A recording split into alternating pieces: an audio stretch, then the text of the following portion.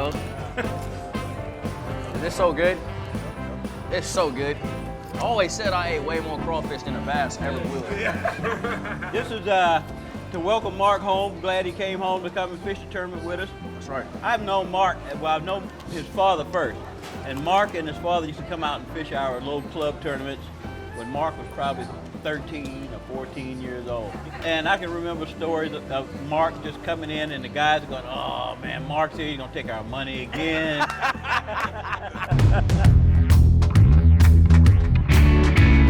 These guys put weights up that people still, till this day, still not putting those type of weights up, you know?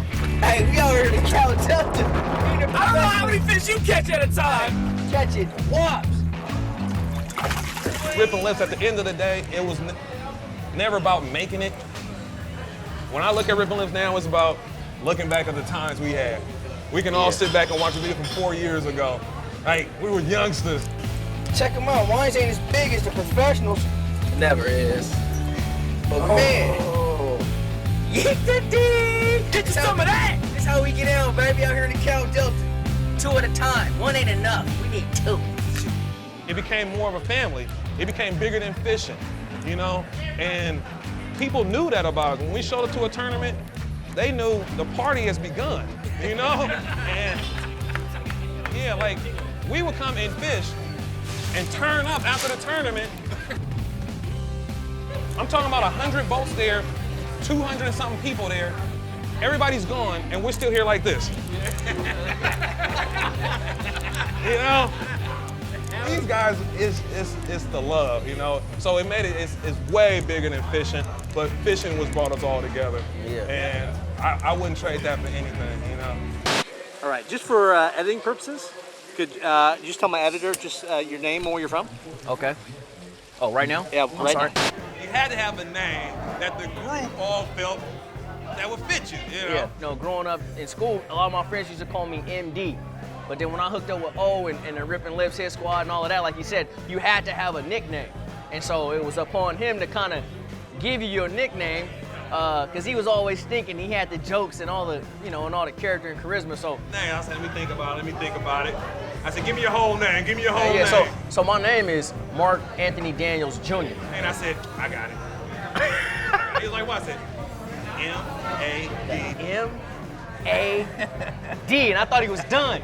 But then he was like, Magnificent. The Magnificent. The Magnificent. That's it. Yeah. Oh, I had that. I was like, oh, Yeah. I killed it. Yeah. Oh, Yeah, that's just what it's been ever since, you know? Ever since. All right, this is a huge question. There's so many people who have this like something weird passion about fishing and doing all this stuff, and other people think you're absolutely nuts. Right, You're right. crazy. What the hell are you doing this stuff for? Right. Tell me why you fish and what inspires you to fish tournaments. Okay.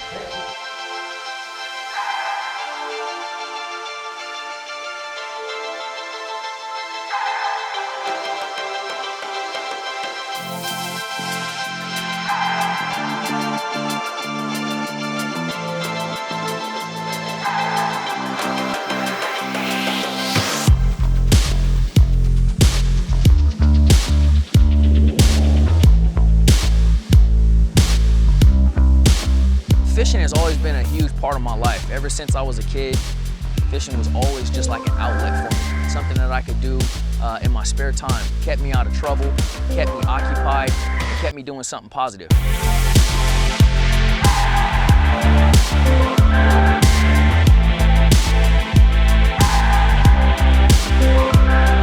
dad got me fishing at a very early age on the San Francisco Bay, from ocean perch when I can't even remember how small. And that's where it all started.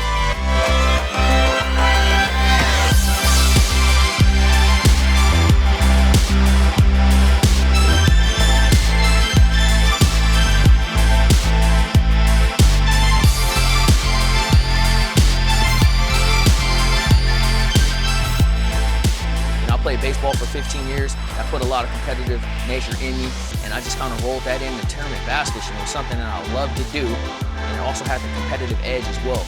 And so that's what got me here to where I am today.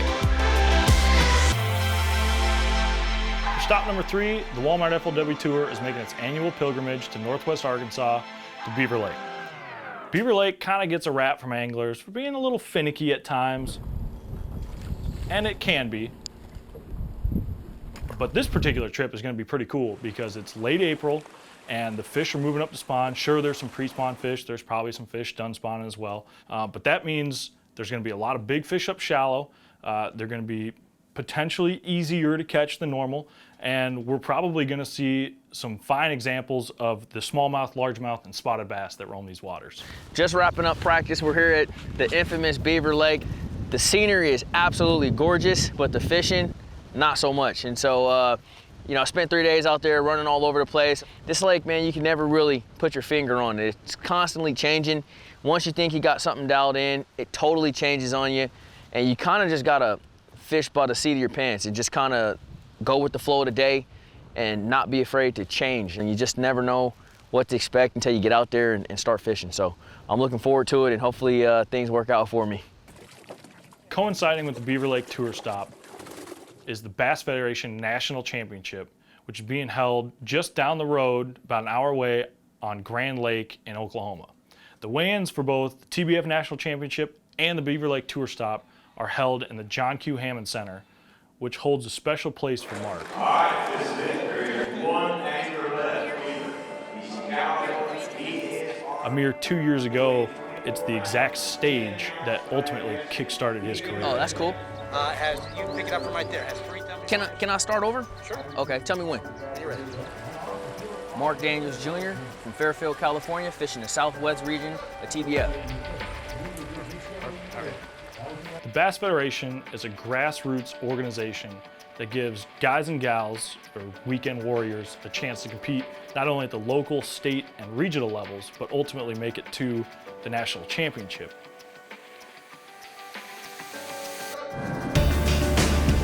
Mark is heading into the final day with a slim 8-ounce lead.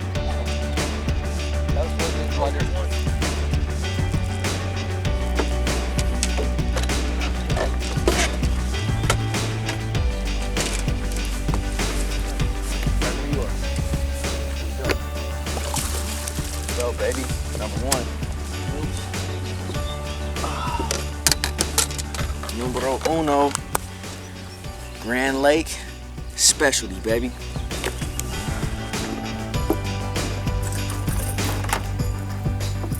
I've been fishing TBF ever since I was 16 years old, and I can't tell you how many people I've met. Today I had a co-angler from Rhode Island. I've never met anyone in my life from Rhode Island.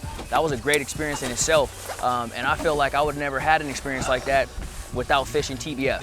Yesterday I had a guy from New York. I mean, same situation. He fishes Champlain. I fish home on the California Delta. I mean, 2 different total bodies of water, and then you get to meet these guys and discuss all this, you know, great fisheries due to TBF. So I think it's a great organization for anybody getting into tournament bass fishing, as well as people that have been bass fishing for years. It's no small feat making it to the TBF National Championship. Out of some 25,000 members, only 47 qualify. Oh man, coming out of California, it is rough making it to nationals. We have our 4 regional qualifier tournaments, which they take the top 20 from each region to a state championship, in which you fish that, and then they take the top 12 from the state championship to the Western Divisionals, which was held in Colorado, Lake Navajo. And from that point, only the top 2 advance from each state. And so, fortunately for me, I was the #1 individual out of the state of California, and so I advanced to here TBF National Championship as a boater. It's a 2-year process, man, to make it to the nationals. That's why it's such a big deal. Here we go. Oh, no. Just an old stick. Just an old stick. A lot of people get confused with TBF and grassroots anglers, thinking that they're just, you know, not that good of anglers. But there are some very good sticks that fish TBF, and you gotta be on your A game if you want to win out here.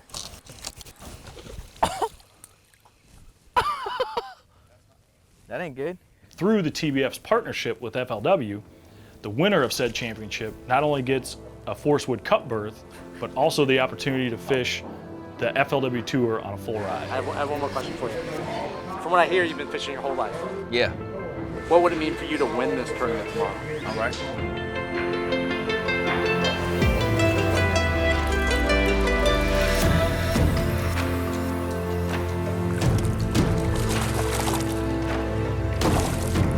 Come talk to me, baby. Come talk to me. On the crazy 8. So free. To win this tournament, the Federation National Championship is a life-changing opportunity for myself. It would literally change my life.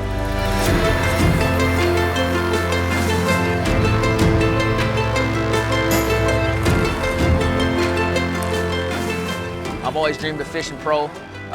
You know, financially, I can't afford to fish pro, so I just fish a lot of local things back home in California, like Federation and other local events. So to win the national championship would just be a life-changing experience. You got all the hooks. Check out the black marks all around the lip.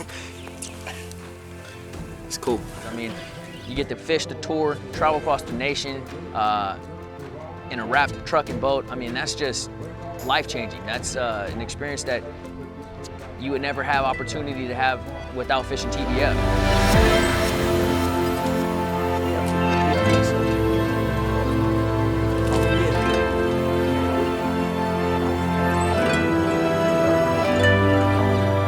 And so it would mean the world for me to win this tournament.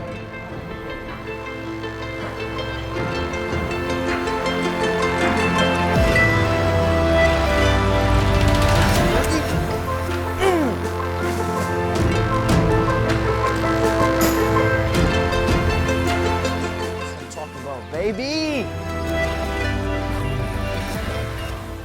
Today was extremely tough. I only got 6 bites all day. I managed to put 5 of them in a boat, lost 1. That may have helped me. You know, it's fishing, man. You go out with big expectations, but it doesn't always pan out like that, and today was one of those cases. Nevertheless, I got a limit. So I always say without a limit, you don't even have a shot. So at the very least, I came in with 5, and we'll see how they weigh. This is it. There is one angler left. He's from California. He knows how to catch a big bag of fish. His name is Mark Daniels Jr. from Fairfield, California. Mark Daniels Jr., your overall leader, facing Idaho's Jason Hickey, who sits on top of the leaderboard with 55 pounds and 12 ounces. One of these 2 boaters will punch their ticket right now for the Forest Wood Cup. It's a pretty big deal. Plus, the Living the Dream package. It's a $100,000 package on the line. Here we go. Mark Daniels Jr. on day 1, he weighed in 18 pounds and 6 ounces. Day 2, 24 pounds and 10 ounces. And that had you in first place with 43 pounds. A 24-pound, 10-ounce stringer yesterday. 43 pounds in 2 days of Grand Lake bass. You need 12 pounds and 13 ounces. 12, 13. Do you have a limit? Yes, sir. Here we go, Jason. You ready? I'm ready. How you feeling? I'm feeling like I've been here before. I understand, sir, and yes, you have. Mark Daniels Jr. has 5 today, looking for 12, 13 for the Forest Wood Cup and the Living the Dream package. His limit today worth 19 pounds, 4 ounces. Your champion, Mark Daniels Jr. Wow!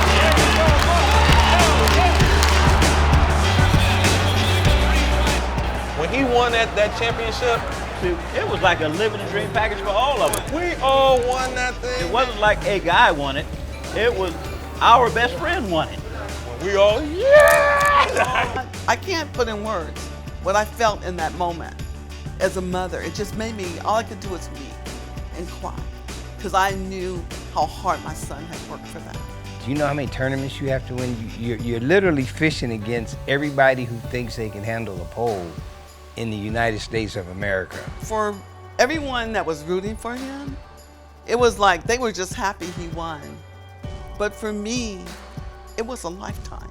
And I watched this little boy in everything he did all of his life to get to a place where he could achieve what he had. MDJ, MAD, the Magnificent, pulls it off, gets to live in the dream package, which among other things includes a wrapped truck and boat and entry fees paid for his rookie season on the 2014 FLW Tour, bringing him to Beaver Lake. And in his first showing as a rookie on Beaver Lake, things not so hot. I finished 102nd here last year too, FYI. And probably would never like to think about that ever again.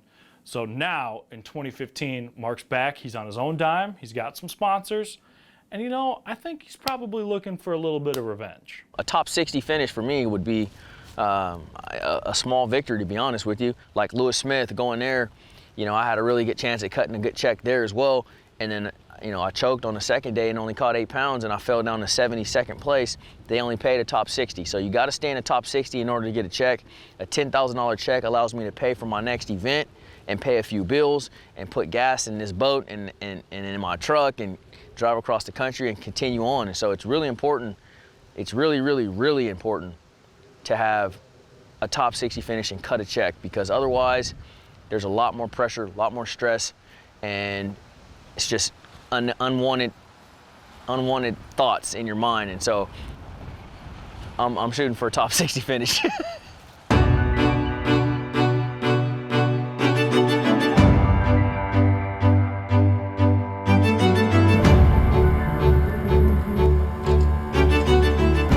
Well, 57. Woo! Thank you.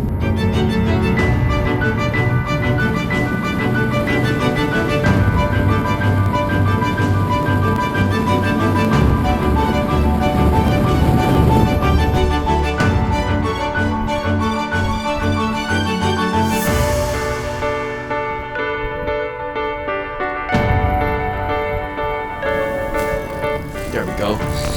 Yep. That's a good one there.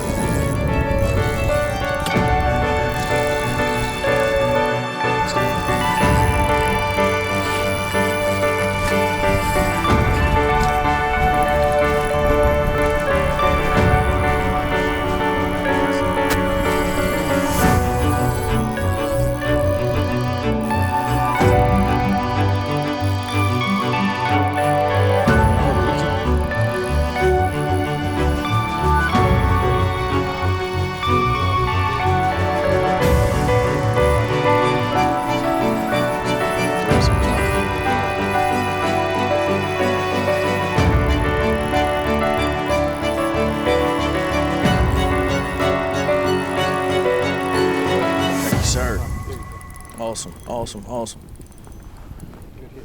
Thank you. Good start.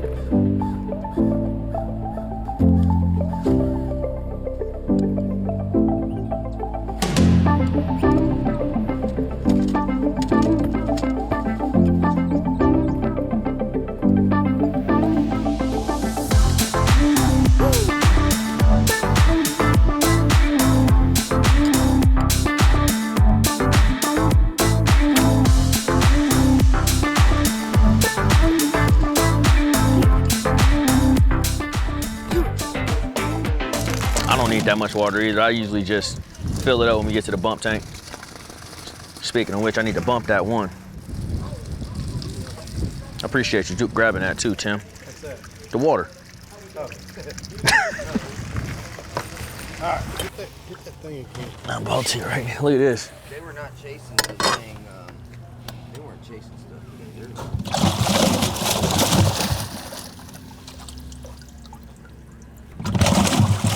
Touched. Hey. Yeah. Bruiser. One more time. Yeah. Begging. Ow. Come on, little dude. I got what I need, Mark. Did you? Yeah. Unless you doing it again for yourself or what? Let's get the mouse close.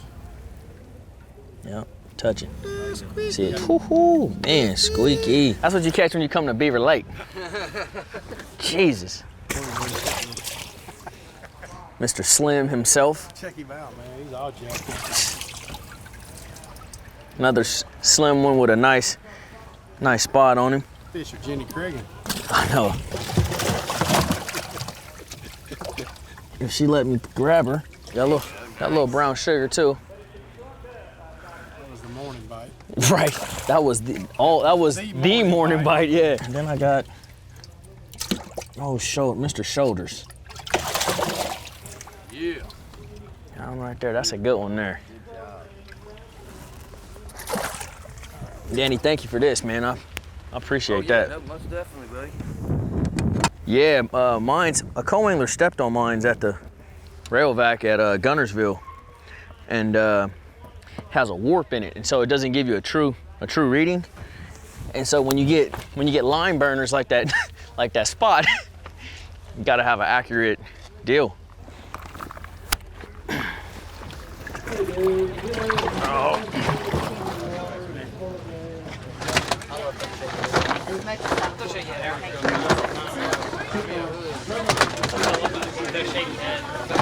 One little spot.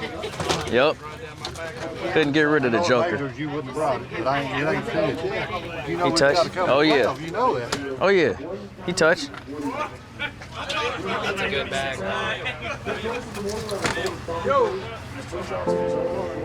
Don't do it. I got him to touch twice. We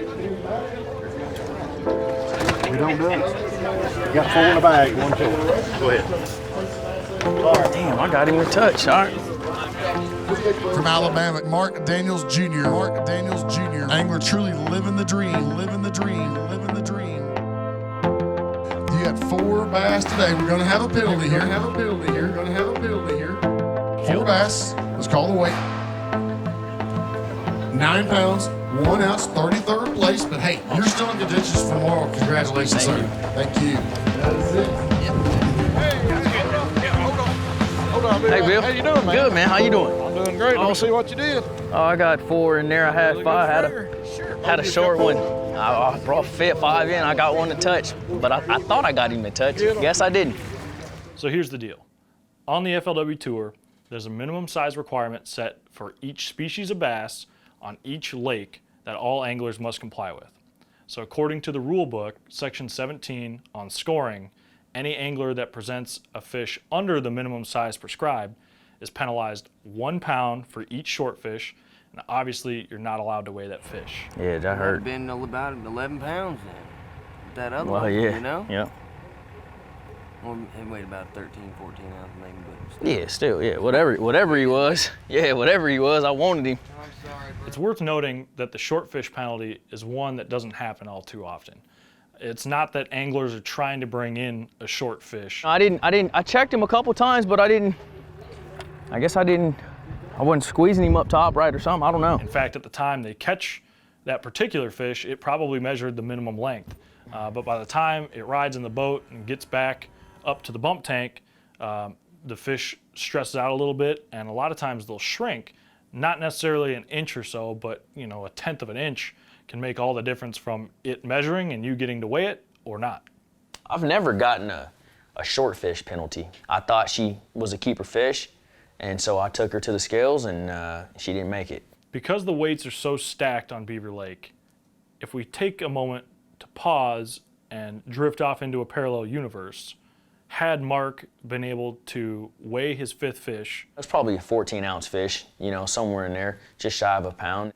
he probably would have been inside the top 40. I needed every ounce that I could get, but because of that 1 pound penalty and only weighing 4 fish, He sits down in 77th place, and revenge isn't looking so sweet right now. It's a tough pill to swallow. You know, you come in and you get a pound penalty. That hurts you, especially at Beaver Lake where ounces are everything. You know, I wasn't even thinking about the fish that I had in the bag because I measured it 3 times. It measured 12 inches, so I'm, you know, just going up to the bump tank, and then he bumps it, and sure enough, it was short. It was. That feeling you get in your gut when you know that you have some reprimand coming your direction. I've had a dead fish before, you know, things like that, but I've never had a short fish, you know. There's one tournament that really sticks out back when I was fishing regionally back home on the California Delta, me and my team partner, Jamon Andrews. So me and Mark had this, like, I guess a streak really, we went on a tear, man. When we was winning the Angler of the Year in every circuit for like a couple of years, and we was poised to win like our 3rd or 4th in a row. Part of being successful as a bass fisherman is always being prepared, always being organized, right? So for me at night, for fishing team tournaments, I always had rods ready to go. You know, I always had my little fit for the morning, and I always had a watch. You know, that's always important to have a watch on, right? For some reason, though, I couldn't find this particular watch. It's like an Army watch, had the radiation in it, so it glowed real bright. Couldn't find it. That's the tournament watch, right? Tournament watch. But I had went out the night before, so I had my turn-up watch on the nightstand. On the nightstand, right? You know, Swarovski crystals. They don't have no numbers, right? Leather band, real shiny, real iced out, right? So I'm like, I'm gonna just rock this. I'm like, okay, that'll work, right? You know, bass fishing is, it's really momentum driven a lot of times, and we had a lot of momentum going. And our first fish in the morning was probably like a 5 or 6 pounder on the top water frog, right? And Jamon was constantly telling me what time it was because he had a watch on. He's like, looking at iced out watch, like, oh, it's only 7:30, 8 o'clock. We got so much time. We got some good fish. Let's keep going, right? Yeah, Marcus, it's 10:30. It's 11, 11:15, 12. You know, we got time. You know, what we need to do. Man, we hit another couple big ones, another 6 pounder, another 4.5, another 5, right? We sitting on like 23, 24 pounds. Rap music, right? I look at the watch. It's 11:30, 11:45. So let's go hit another spot. All right, now we need to go, you know, and so on the ride in, as I'm doing 70 miles an hour back to the boat, Doc. Even though you're looking at the watch, throughout the day you can feel sometime like, kind of long. it feel like it's about mid-afternoon, but iced out watch say 11:35, 11:40. So I'm like, man, that very reason, Mark hit the GPS, hit the graph, right? We hadn't turned the graph on all day, which is crazy, because at some point in the day, we check water temperature or something, right? And that's GPS satellite time. We got 23.5 or something in the well, and we looking at Mark hit the GPS. I decided to turn my graph on to see what time it was, I like to double check. And I looked at it and I goes, Jamon, I thought you said it was 12. He's like, it is, look. And he shows me this iced out watch. For those who may not know what that means in layman terms, an iced out watch is basically just a timepiece that has one too many diamonds and or cubic zirconians in it, which might blind the eye if you look too hard. Our weigh-in is 12:30. GPS said 12:35. So it was the worst feeling ever in the world to know that you had some weight in the box and that you was gonna be late, you know? Yeah. So we praying to God for some reason that we made a mistake and it wasn't as late as we thought it was. Man, we hit it, you know, we on pad back to the launch ramp. We get back in, everybody already there. The check-in boat is like, not really there, but there. So it's like, let's just ease in real quick and see if we can be cool, if somebody gonna say something. And that, I mean, I could laugh about it now, but boy, we came in that day and that's probably the worst feeling I've ever had fishing in my entire life. We dropped him in the scales. It was like 23 and some change. I think it was second place. It was 24 and some change. 24 and some change.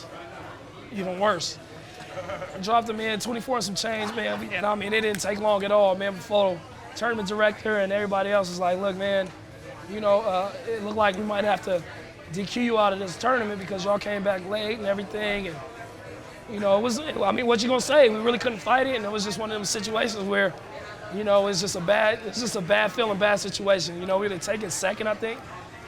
So me and Mark kind of just, I mean, as broken as you can be, sitting down at the dock now, and then O show up with the camera, you know, and it's supposed to be all smiles and, you know, elation. I know they won, so yeah. I'm seeing Mark sitting like, and then Jay like this. And he was like, what happened? You know, what's going on, fellas? You know, O being O.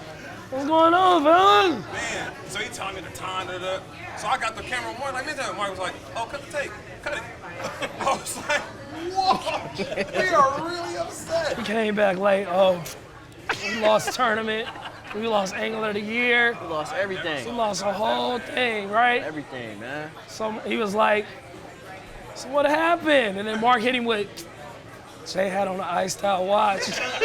O was like, no!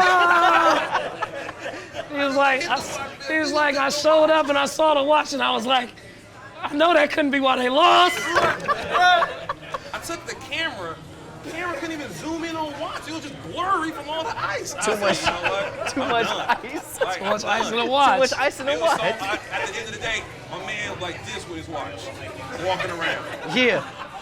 One hand over a watch. He couldn't. He was embarrassed. Not for him, for the watch. Yeah. For the watch. Till this day, now, this is real talk. It was the watch fault. Nobody never seen that watch again. Never. I never seen it. I don't know where that. Jay, where is that watch? Something happened like that. You don't ever bring this. That's like a banana in the boat again. You don't ever bring that back out. You know. So the moral of this story, of this heartbreaker. Don't bring the Friday night club watch out. Get regular watch. Get man. regular watch with numbers on there. them. So I think I got all the penalties checked, and we're not doing any of them anymore. That's just the name of it. You learn from your mistakes, and it's just a mistake that I had to learn at Beaver Lake.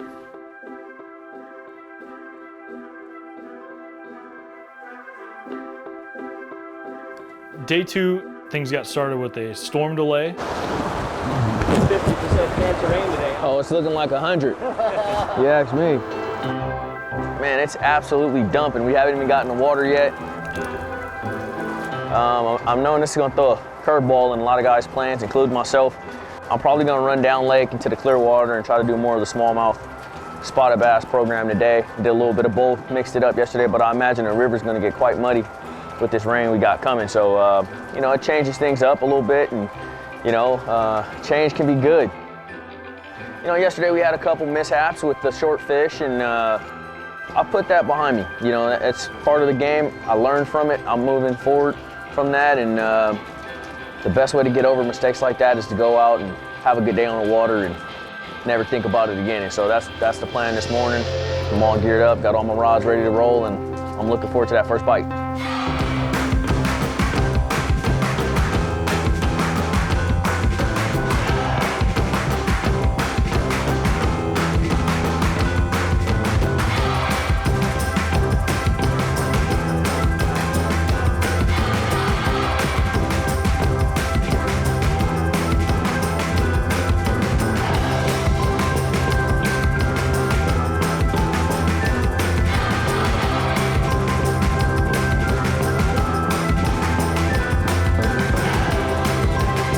I can't believe it ain't one sitting on that rock right there.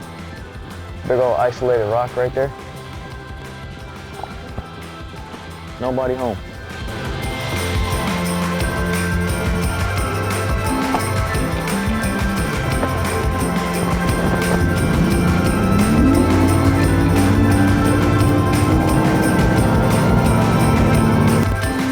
The sun's starting to come out, and even though the conditions are changing for the better, day two is shaping up even tougher for Mark. Now it's 1 o'clock and he only has one fish in the live well. There's not a lot of time left in the day, only a few hours, and it's looking again like Beaver Lake's got his number. You never know, I could flip up next to one of these lay down logs. That's when a largemouth like to hide. And before you know it, boom, you catch one or something. You never know.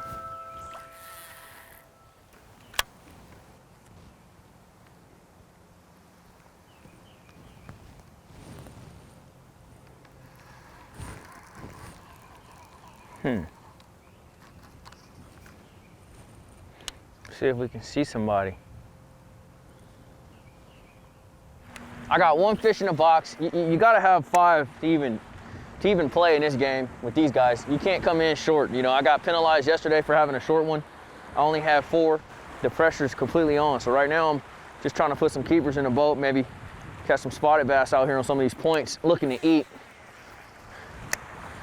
If I get a couple of these, then I'll go pull out the big rod again and try to see if I can catch a couple largemouth flipping or something. But you know, right now I'm looking for some keepers, man. Oh, there's one. Oh, little dude. Little dude. Spotted bass. This one might actually keep. Oh there, buddy. Ate it head first. That's when you know they like it. Oh, please be 12.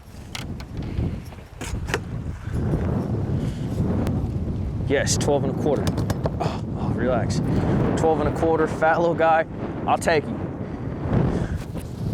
Just getting that one bite, breaking that lull, man. We went like 4.5 hours without a bite. So just to get a bite, break that lull, get back in the routine. You know, we might could pull something off here. Still got about 2 hours. Yeah, made this long run all the way back here to the river, and ain't been 15 minutes, I got a bite. So, you know, that might be a good sign. We might be able to pull something off here. Next couple hours, we got about 2.5 hours left to pull some magic. I got 2 in the box now, and get 3 more, and we'll be all right.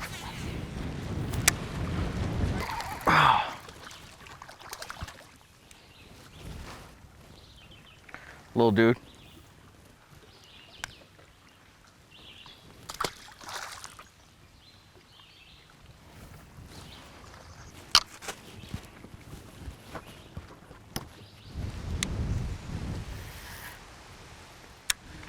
You're gonna lose some too, simply because you're fishing in that nasty stuff. But you know,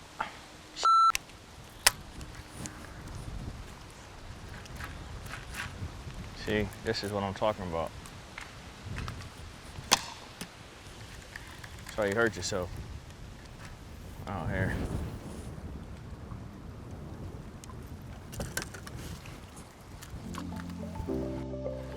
It's tough, dude. You take a small gamble, but I'm from the old school where it's like, come on, Cody, come on. Bam! Woo! Haha, needed that one. Baby D-bomb strikes again. Please be 15. Please be 15. Woo! 16, baby. 16. Clutch.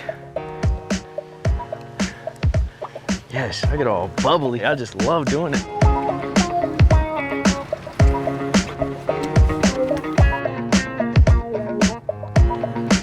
In the tank. I'm double checking everything now.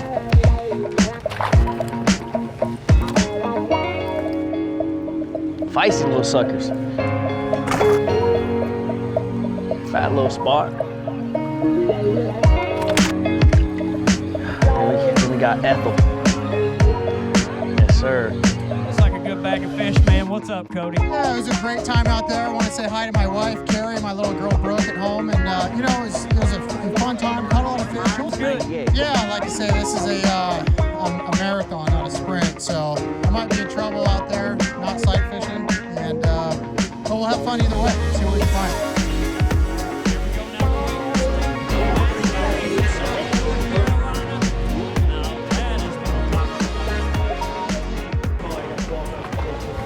Yo, how's it going? Good, yourself? Oh, I'm doing great, man.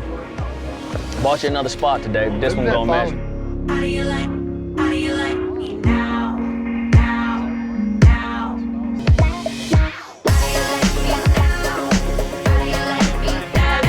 Cheer, Mr. Mark Daniels Jr. from Tuskegee, Alabama. Yes, sir. How we doing, man? Doing good, man. You know, Beaver Lake, man. All you can say is Beaver Lake. You know, it changes every hour. You can throw practice pretty much out of the window. And you just kind of got to fly by the seat of your pants, and that's what I did today. Good job, man. Here we go. 9-1 yesterday for Mark Daniels. 5 bass limit today. A good bag of fish. 11 pounds, 5 ounces. Got him at 26 overall. Not enough to get into the cut, man, but maybe we can hang on for a check. Shit. Total? I don't know. Probably 20 pounds, right at 20. It might be a big check. I hope so. Good job. Thank you. 20 pounds, 6 ounces. Beaver Lake could have been a nightmare for MDJ, but because of his competitive nature that's propelled him throughout his career, he was able to claw his way up the leaderboard, overcome that 1-pound penalty, and take home 35th place, which is $10,000 cash. Leave it to Beav. I tell you, I like this. So last year, I practiced up the river, smashed him, right? I was like, ooh, and it's dirty water, my style, right? So I'm all excited. I go up there, I run 8 of my waypoints I had up here from practice. I never had a single bite. Choked in the tournament. This year I said I ain't doing that. I'm gonna go find me some fish in the clear water. I'm gonna go fish them. Went down there and fished them.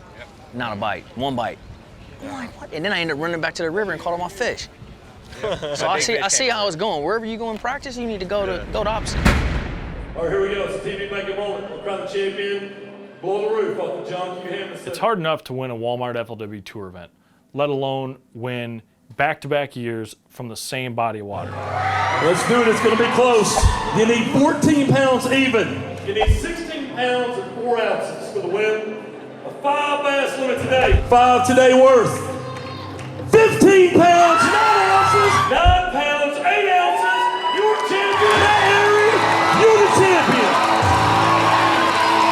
That's exactly what Matt Airy did with the help of a final day fish catch that was very dramatic. Look at him, dude. And pretty sweet. Yeah! Woo! That was the most awesome thing that has ever happened to me in my life. I muskie his ass. Excuse my French. He followed it all the way out under the dock. And I saw him and I told Trey to get down. And he nosed up to it. I thought he was gonna shy away from it. And dude, I pulled it to the side of the boat just like this. And he just come up and just swallowed it. Oh, God. Oh.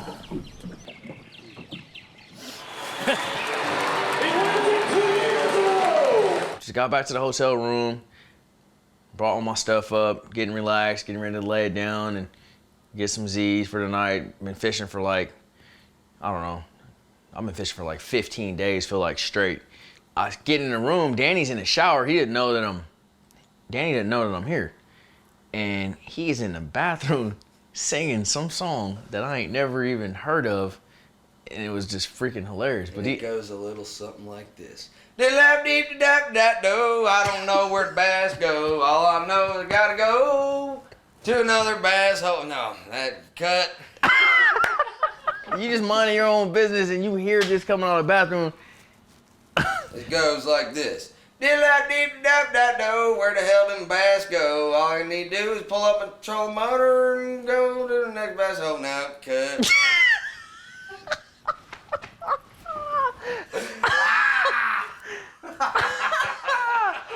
Oh, man. Oh, man, I had it down so good, too. See, now you know what it's on spot. You know how that is. Now that you're on the spot. Now I'm on the spot. Yeah. And I was just in there just washing the hair I don't have, and then I came up with my bass song. It was going, dude. It was, hey. Because of a strong showing at Beaver Lake and his top 10 finish back on Toho, Mark is sitting in a solid 25th place in the Angler of the Year standings. If he keeps this momentum up, he'll be at a very good pace to qualify for the Forest World Cup. That's where we're going. That's the road that we're on, is go to the Forest World Cup. Yes, sir. That's the plan. Yeah. Me and Cotton Eye Joe. Me, yeah. The man right here. That's right. Bust well. It don't matter how bad I do in the water. I know I get to come back to the room and listen to this dude. And it's gonna be some laughter. dip-dap-do. I don't know where them bass go. All I need to know for sure is I need to pull up that trolling motor, yo. We go to the next bass hole, go.